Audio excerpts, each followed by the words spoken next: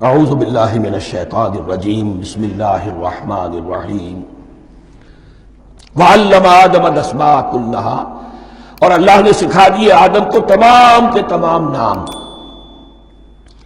اب اس میں بھی ایک رائے تو یہ ہے، بلکہ اس میں تقریباً اجماع ہے مفسرین کا، کہ اس سے مراد ہے تمام اشیاء کے نام، اور تمام اشیاء کے نام سے مراد ہے ان کی حقیقت کا علم۔ ہیومن نالج جو ہے، اگر آپ اس کا تجزیہ کریں گے تو وہ یہی ہے کہ انسان ایک چیز کو پہچانتا ہے، پھر اس کے لیے ایک نام رکھتا ہے یا کوئی ٹرم اس کے لیے قائم کرتا ہے۔ اس نام یا ٹرم اور اس کے حوالے سے، اصطلاح کے حوالے سے بہت سے حقائق کو اپنے ذہن کے اندر محفوظ کرتا ہے۔ تو گویا کہ ان علمہ آدم الاسماء کلہا، تمام نام سکھا دیے کل مادی کائنات کے اندر جو کچھ وجود میں آنے والا تھا، ان سب کی حقیقت سے پوٹینشلی حضرت آدم کو آگاہ کر دیا۔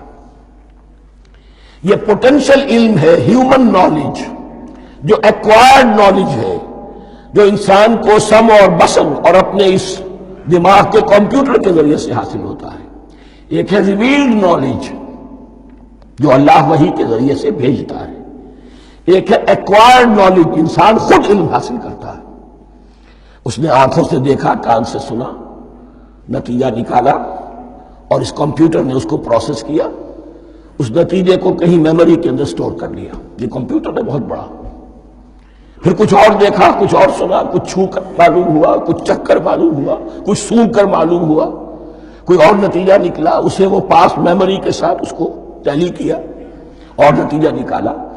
اس طرح رفتہ رفتہ ان السمع والبصر والفؤاد کل اولئک کان عنہ مسئولا، یہ ایکوائرڈ نالج تین چیزوں سے انسان کو حاصل ہو رہا ہے، سماعت، بصارت اور یہ عقل، جو فائدہ اخذ کرتی ہے، جو اس کو پروسیس کرتی ہے، اس تمام جو سینس ڈیٹا اس کو مہیا ہوتا ہے سینس آرگنز کے ذریعے سے۔ یہ علم ہے جو پوٹینشلی حضرت آدم کو دے دیا گیا۔ اس کی ایکسفولیشن ہو رہی ہے، اب درجہ بدرجہ وہ علم پھیل رہا ہے، بڑھ رہا ہے، اور بڑھتے بڑھتے کہاں تک پہنچے گا ہم کچھ نہیں کہہ سکتے۔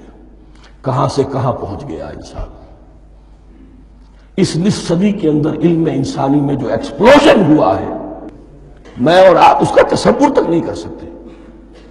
اکثر بڑے بڑے جو سائنسدان ہیں انہیں تصور نہیں ہے، اس لیے کہ ایک شخص اپنی لائن فزکس کے بارے میں جانتا ہے کیا کچھ ہو گیا، یا فزکس کی بھی کسی شاخ کے بارے میں جانتا ہے، باقی دوسری جو لائن ہے اسے کچھ پتہ نہیں۔ اسپیشلائزیشن کا دور ہے، لہذا جو ایکسپلوژن کہا جائے، دھماکہ ہوا ہے علم کا، اس کا کوئی اندازہ نہیں ہے ہمارے پاس، اور کس تیزی کے ساتھ وہ چیز آگے بڑھ رہی ہے، کس تیزی کے ساتھ ایک چیز آج جو ایجاد ہوئی چند دنوں کے اندر اندر اس کے بعد اس کا نیا کوئی ورژن آ جاتا ہے اور یہ چیز جو ہے آبسولیٹ ہو جاتی ہے۔ کمیونیکیشن کے اندر جو انقلاب عظیم برپا ہوا، تو آپ یہ سمجھیے کہ اقبال نے جو شعر کبھی کہا تھا کہ عروج آدم خاکی سے انجم سہمے جاتے ہیں، کہ یہ ٹوٹا ہوا تارا مہ کامل نہ بن جائے۔ اور یہ مہ کامل بنے گا کب؟ جب دجال کی شکل اختیار کرے گا۔ دجال کون ہوگا؟ جو ان تمام قواعد طبیعہ کے اوپر قابو پا لے گا، جب چاہے گا جہاں چاہے گا بارش برسائے گا، رزق کے تمام خزانے اپنے ہاتھ میں لے لے گا، جو اس کے اوپر ایمان لائے گا اسی کو ملے گا، کسی اور کو نہیں ملے گا، اس کی آواز پوری دنیا میں سنائی دے گی، وہ چند دنوں کے اندر پوری دنیا کا چکر لگا لے گا۔ یہ ساری چیزیں جو حدیث میں دجال کے بارے میں آئی ہیں، وہی اسی علم آدم، ایکوائرڈ نالج کے اس حد کو پہنچ جانا کہ وہ ٹوٹل مسٹریز نیچر کی جو ہے وہ اس پر منکشف ہو جائے، اور ان قواعد طبیعہ کو وہ ہارنس کر لے، قابو میں لے آئے اور انہیں استعمال کرے۔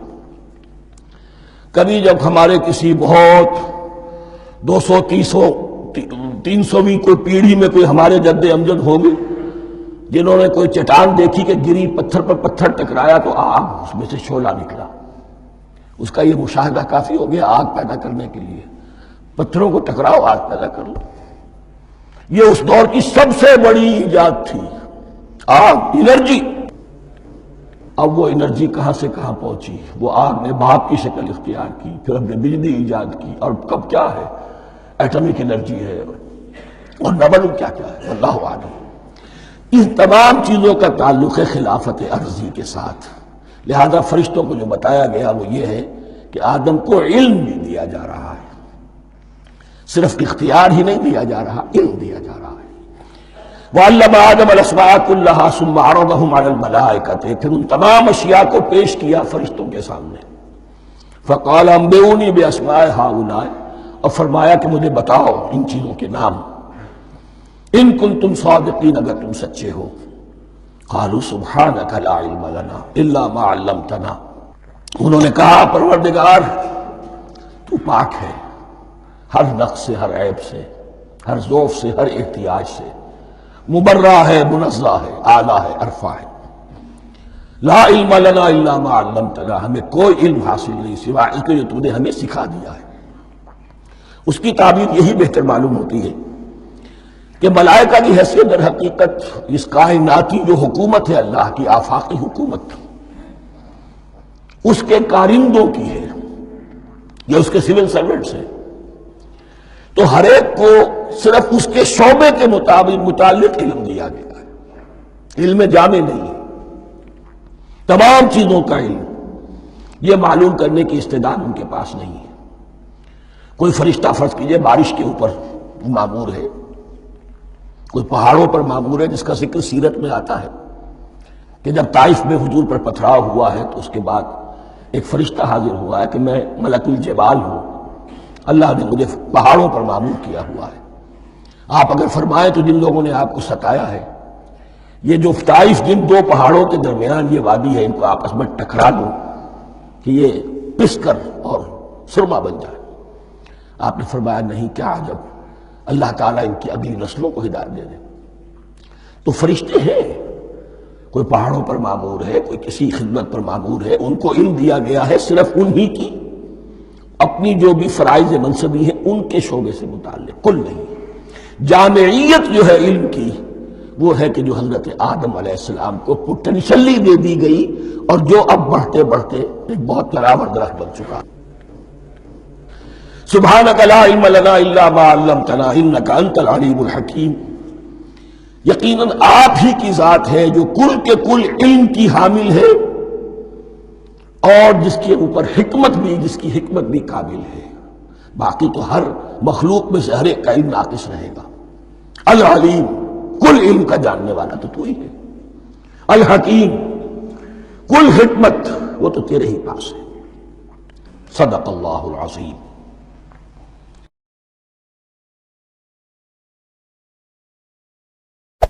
Hey there. Subscribe to my channel. And also press this bell icon.